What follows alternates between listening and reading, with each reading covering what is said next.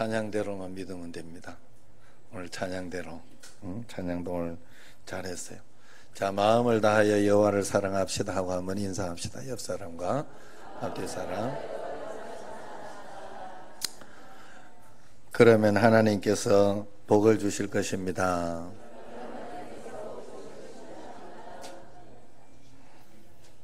자, 마음을 다하여 주님을 사랑하는 것이 어떤 것인지 그래도 여기에서 끝내면 서운할까봐 제가 설명을 좀 드리려고 합니다. 제롬 하인츠라는 분이 있는데 이분은 뉴욕 메트로폴리탄 오페라 역사상 가장 훌륭한 인물로 평가받고 있다고 합니다. 그런 성악가예요. 41년간 활약하면서 미국인들의 사랑을 많이 받았고 세계인의 사랑을 받았어요. 그런데 그 이유가 뭔가 하면 바로 신앙에 있어서 절대 타협하지 않은 그 믿음이 그에게 있었기 때문이라고 합니다. 그가 그런 신앙에 타협 없는 그런 인물로 살게 된 배경에는 조지 베베리 셰아라고 하는 분으로부터 영향을 받았다고 해요. 그가 힘겨운 연습생 시절을 거쳐서 천신만고 끝에 뉴욕 메트로폴리탄 단원이 됩니다. 그리고 공연으로 바쁘게 살아가던 중에 갑자기 인생의 해이가 밀려옵니다. 자신이 자꾸 타락하는 것을 느꼈기 때문이죠. 그러던 어느 날 늦은 시간에 술에 취해서 호텔로 돌아와 공한 마음에 잠을 못 이루고 뒤척이고 있는데 TV를 켰다고 해요. 마침 빌리 그레함 목사의 전도 집회를 방영하고 있었습니다. 설교가 시작되기 전에 한 사람이 나와 찬양을 불렀죠. 누군가 하면 이분이 바로 조지 베베리 셰아라고 하는 분이에요.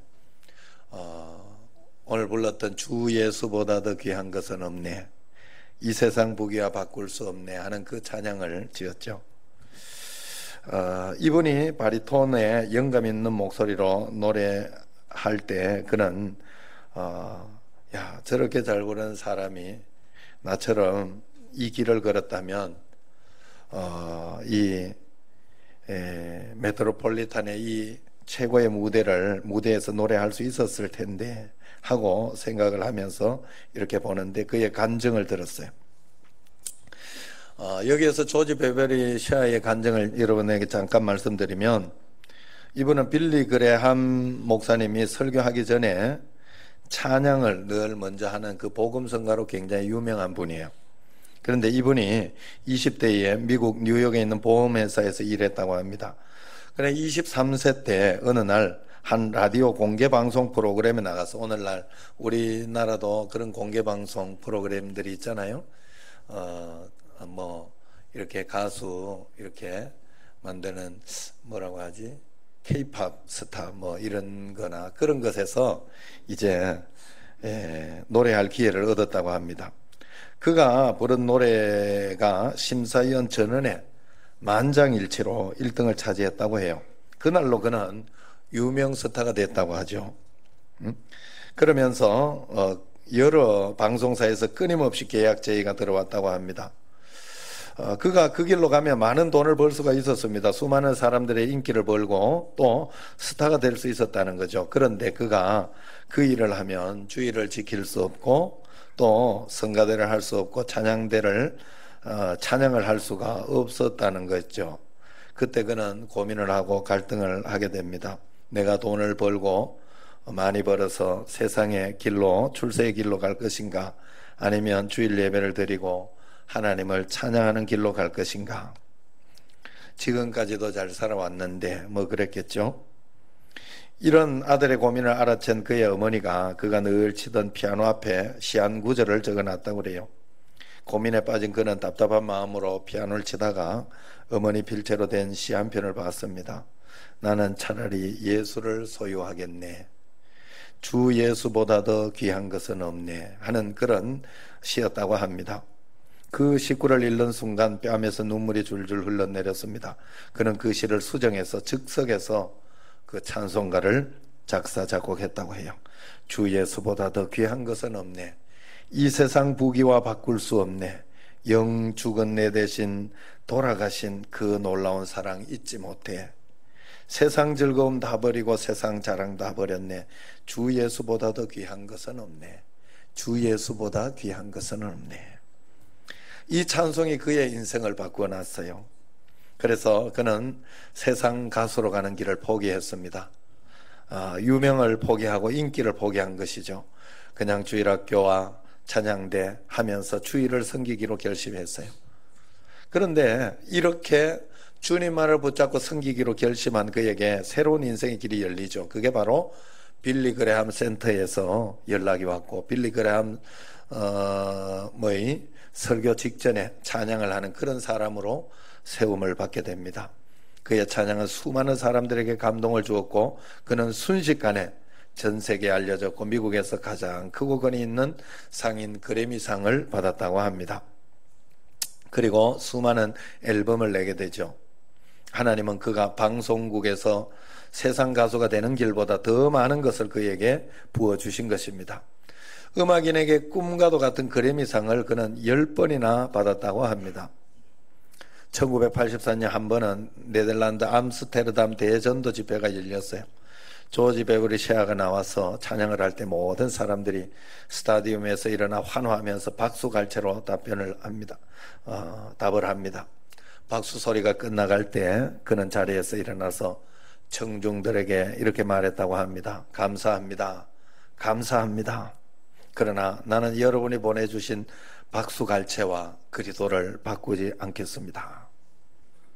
그는 하나님의 뜻을 그의 삶의 최우선순위에 두었다는 거예요. 이 간증을 알고 있으니까 이 간증을 들은 제롬 하인츠, 이 제롬 하인츠가 그날로 이제 결단을 하고 주님을 영접하고 이제 주님 앞에서 죄악 속에 있었던 자신을 하나님 앞에 자백하고 이제 조지 베베리아처럼 하나님 말씀만을 붙잡고 살아가는, 말씀대로 살아가는 그런 인생을 살기로 결정하고 결단하게 되는 거예요. 할렐루야. 오늘 여러분에게 이런 결단이 있기를 원합니다. 하나님 기뻐하시는 거, 하나님 받으시는 거, 하나님 제일 주위의 삶을 살아가는 여러분 되시기 바랍니다. 그럴 때 하나님께서 그러면 내가 심지 않은, 내가 한번 보고, 제가 좋아하는 찬양 중에 하나인데, 그러면 내가 심지 않은 짓지 않은 큰 집을 주리라. 내가 심지 않은 과실을 먹게 하리라. 할렐루야. 그러면이에요. 그런데 항상 우리는 내가 하나님 내가 왜 아직까지 안 해주지? 내가 중간에 내가 다 포기해. 지금 새벽기도 용사 이렇게 해가지고 시작하고 이렇게 가고 있는데, 이렇게 하다가 보면 좀 매너리즘도 오고 또 길게 느껴지고 그런 것도 있어요. 끝까지 붙잡아야 돼요. 내가 할 의무는 끝까지 붙잡는 것밖에 없어요. 하나님의 일은 하나님의 시간과 하나님의 때에 하나님이 하실 일이에요. 내가 하나님 되어서 왜 아직도 이러지? 이러고 있으면 안 돼요. 내가 할 일은 내가 하면 돼요. 하나님의 시간과 때가 있어요.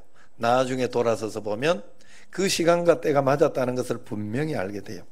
어쨌든 조지 베베르시아는 이때 결단하고 그대로 살게 돼요. 그리고 난 뒤에 그토록 소원하던 오페라 작품의 주인공으로 세상적으로 뽑히게 됩니다. 계약서에 서명을 한 후 열심히 연습을 하게 됐다고 해요. 그런데 시나리오를 보니까 서곡 중에 춤이 나오는데 이 거의 나체로 춤을 추는 그런 것이라고 해요. 그래서 감독에게 항의했다고 합니다. 원작에는 이런 대목이 없는데 왜 이런 추한 장면을 넣냐 했더니 현대인에게 어필하기 위해서 이런 방법이 필요하다. 또 노래 가사를 보니까 그렇게 해놓으니까 일부러 얼마나 저질스러운 그런 욕설들이 있겠어요. 그런 것들이 너무 많더라는 거예요. 저는 이런 노래 부를 수 없습니다. 그렇게 했더니 다른 사람을 쓰겠다. 결국 그는 막대한 위약금을 물고 나온 거예요. 누구 선택한 거예요? 하나님 선택한 거예요.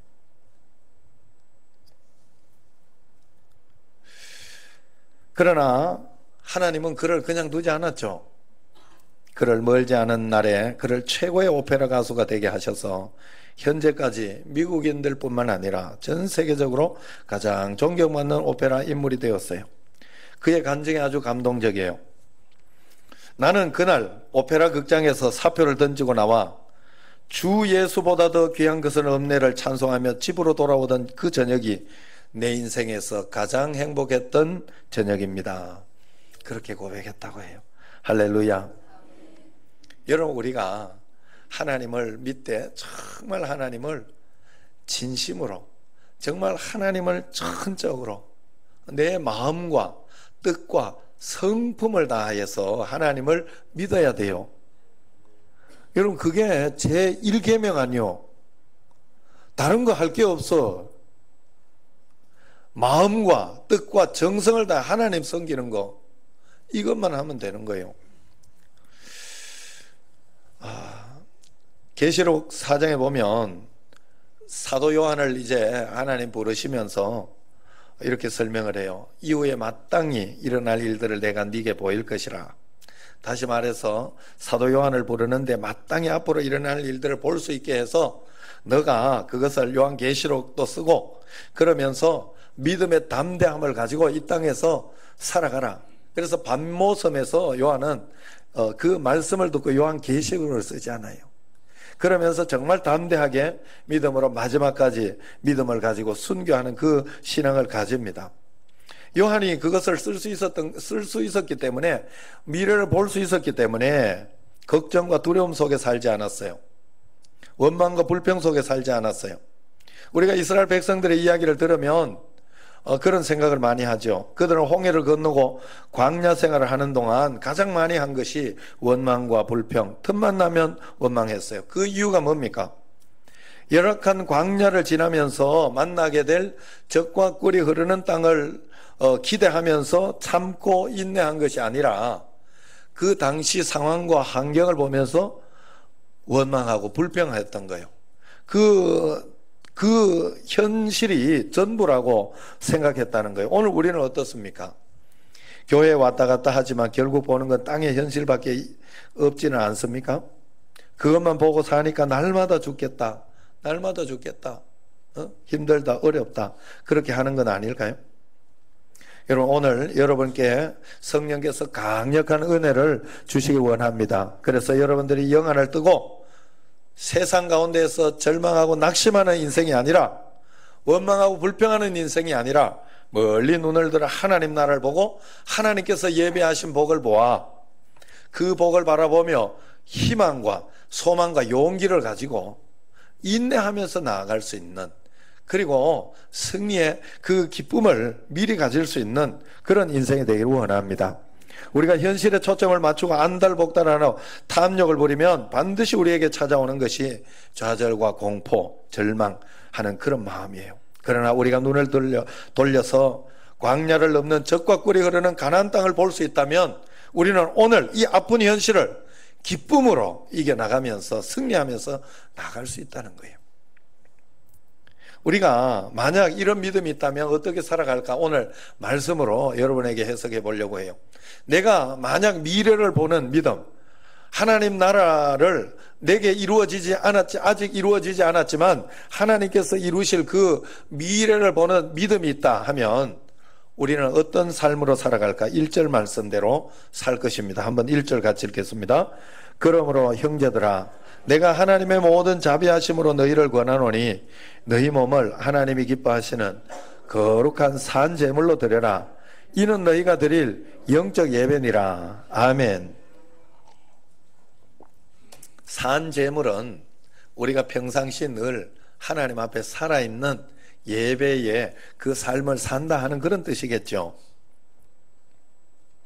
교회에서만 거룩하고 집에 가면 거룩하지 않는 그런 성도가 되어서는 안 돼요. 교회에서는 거룩한데 직장에 가서는 엉망인, 저 사람이 장로님 맞아? 저 사람 안수 집사님 맞아? 하는 그런 성도가 되어서는 안 돼요. 교회에서는 거룩한데 다른 곳에서는 거룩하지 않은, 우리가 한번 생각을 해보세요. 몸이 아프면 교회에서도 아프고 집에서도 아프고 직장에서도 아프고 다 아프거든요. 우리의 신앙이 하나님 앞에 진실하면 교회에서도 진실하고 집에서도 진실하고 직장 가서도 진실해야 돼요. 우리가 하나님 앞에 거룩한 산제사를 드리는 이것이 우리가 드릴 영적 예배예요.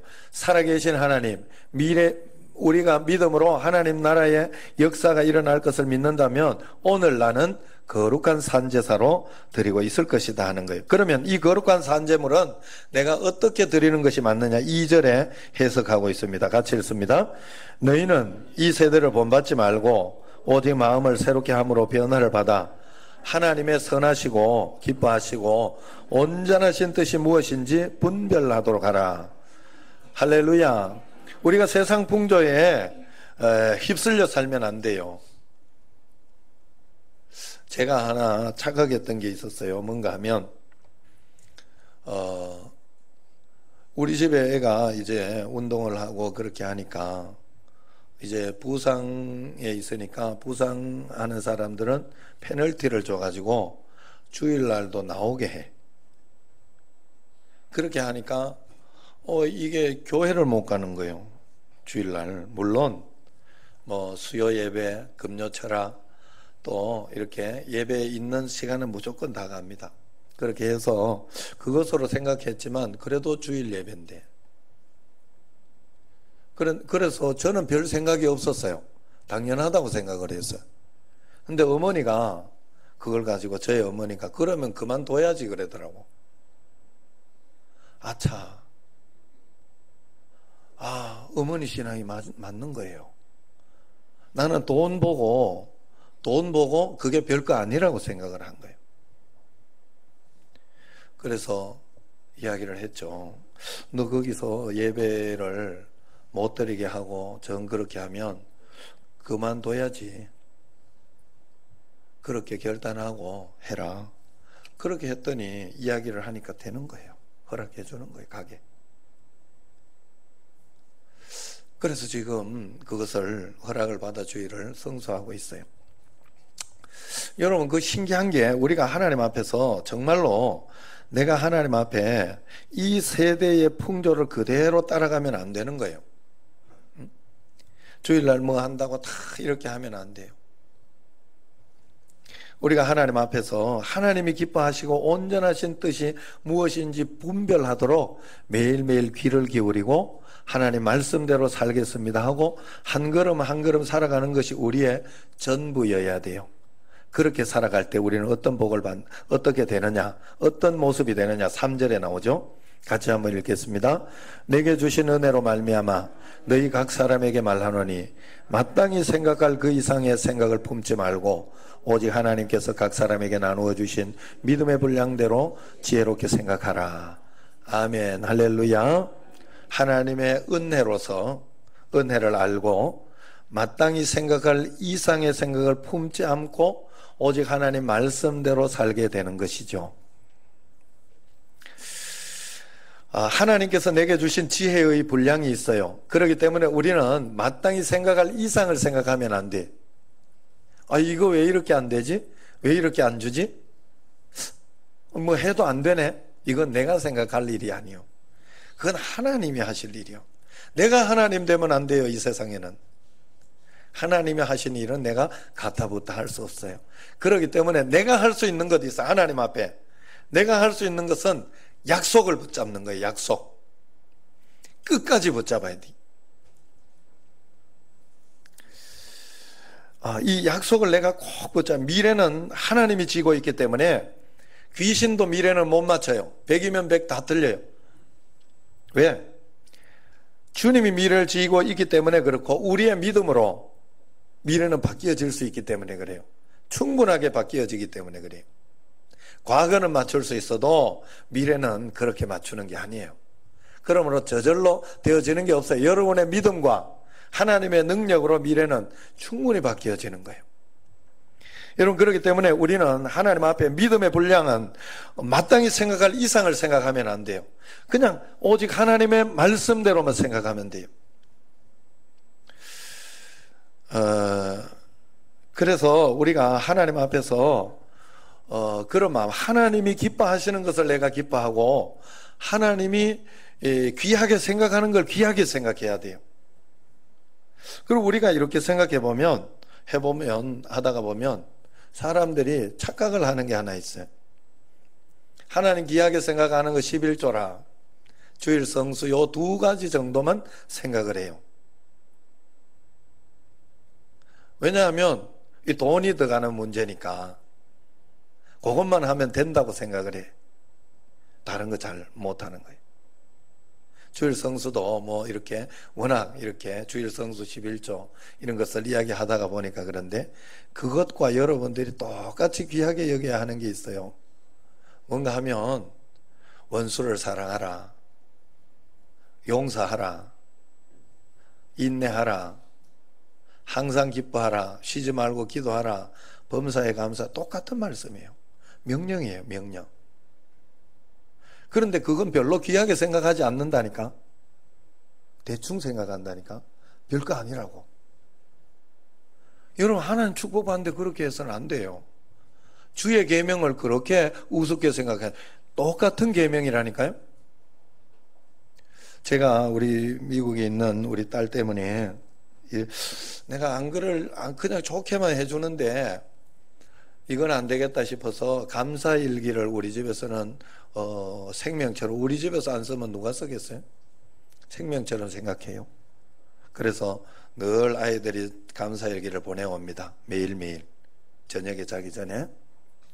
그래서 그것까지는 용서해줘요. 내가 하루를 넘기거나 이틀 넘겨들어도 그 전에 이렇게 썼던 거를 다 자기가 다시 이렇게 회복해서 쓰면 그건 용서해 줍니다. 그건 이렇게 그 쓴 것으로 이렇게 해줘요. 그런데 그 감사일기를 받다가 보니까 여러분도 한번 그렇게 해보세요. 가족톡에다가 감사일기를 적게 해보세요. 굉장히 중요해요. 왜냐하면 미국에 있는 애가 걱정이 안 돼요. 왜냐하면 그 감사일기 때문에 무엇을 하고 있는지 다 알게 돼요. 내가. 그리고 소통이 돼요.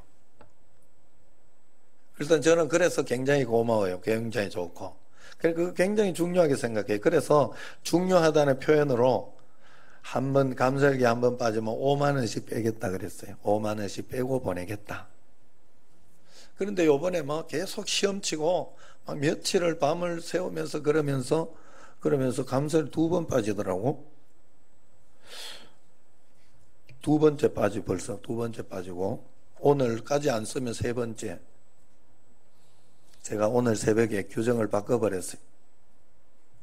한 번 안 쓰면 5만 원이지만 2번 안 쓰면 15만 원 안 보내겠다. 3번 안 쓰면 30만 원 안 보낸다. 4번 안 쓰면 50만 원, 5번 안 쓰면 안 보낸다. 그달. 물론 뭐 그렇게까지 안 쓸 일은 없어요. 매일매일 쓰던 건데 소홀해서 그래. 내가 정말 귀하게 여기는 걸 잘 몰라서 그래. 걔가 바로 그랬더니 바로 어제 감사가 바로 오더라고. 규정을 그래 바꿨더니. 나는 걔가 시험 공부 더 준비하는 것보다 감사 쓰는 게 더 중요해요. 저한테는. 여러분, 하나님이 중요하게 생각하는 걸 여러분이 중요하게 생각해야 돼요. 하나님은 여러분, 우리가 다른 어떤 것보다 항상 기뻐하고 범사에 감사하고 쉬지 말고 기도하고 너희 관용을 세상에 베푸는 거, 그런 걸 더 중요하게 생각한다니까. 그래서 그건 명령하신 거예요. 명령하신 거예요. 우리에게. 그런데 우리는 공부 열심히 하면 되지. 이게 뭐 이거 안 써도 되지. 그렇게 생각한다니까. 내가 이거는 꼭 가르쳐줘야 되겠다 생각돼가지고 얘한테 분명히 그럴 거예요. 그리고 이제는 이놈한테 말도 안 하려고 내가 생각해. 왜냐하면 이거 가르쳐줘야 돼. 한번 훅 돈이 안 들어봐야 느낌이 오겠죠. 예? 그 다음부터는 그거 쓰는데 몇 분 걸린다고.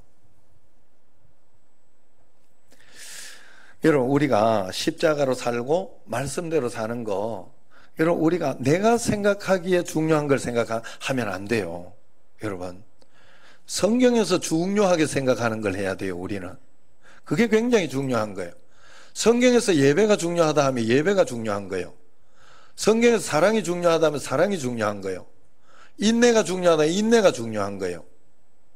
하나님이 말씀하신 것이 중요해요. 그게 마음을 다하고 성품을 다하고 힘을 다해서 하나님을 사랑하는 모양이에요, 우리가.